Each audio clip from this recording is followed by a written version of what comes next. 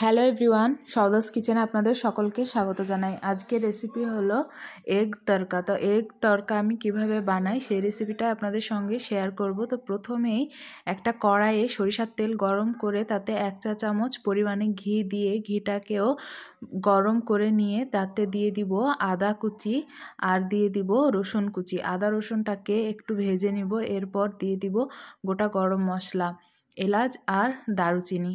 এরপর কিছুক্ষণ ভেজে নিয়ে এতে আমি দিয়ে দিব 1 মুঠো পেঁয়াজ আর কাঁচা লঙ্কা। পেঁয়াজ আর কাঁচা লঙ্কাটাকেও কিছুক্ষণ ভেজে নিব। হালকা ভাজা ভাজা হয়ে গেলে দিয়ে দিব টমেটো কুচি।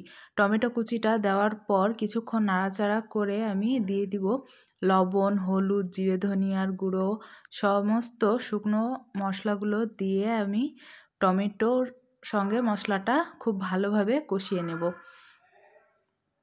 তো মশলাটা ভালোভাবে কষানো হয়ে গেলে আমি এখানে দিয়ে দিলাম গরম মশলার গুঁড়ো আর দিয়ে দিব সেদ্ধ করে রাখা তরকার ডালটা দিয়ে ভালোভাবে মিশিয়ে নিয়ে দিয়ে দিব এখানে আমি পরিমাণ মতো পানিটা বুঝে দিবেন, যেরকম আপনারা পাতলা বা গাঢ় খেতে চান সেই অনুযায়ী।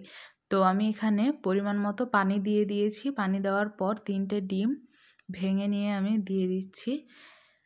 এবারে একটা খুন্তির সাহায্যে ভালোভাবে ডিমটাকে তরকার সঙ্গে ঘুটে মিশিয়ে নিতে হবে। কিছুক্ষণ এভাবে ঘুরতে থাকলে আর এই পর্যায়ে গ্যাসের ফ্লেমটা লো রাখতে হবে। আরও কিছুটা পরিমাণে গরম মশলা দিয়ে আমি নামিয়ে নিলাম। এবার আমি তরকা দেওয়ার জন্য বানিয়ে নিচ্ছি।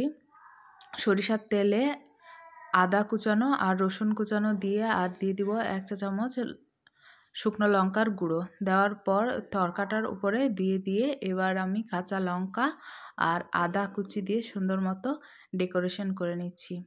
ভিডিওটি যদি ভালো লেগে থাকে লাইক, কমেন্ট, শেয়ার আর সাবস্ক্রাইব করতে ভুলবেন না। ভালো থাকবেন সবাই। Thank you for watching.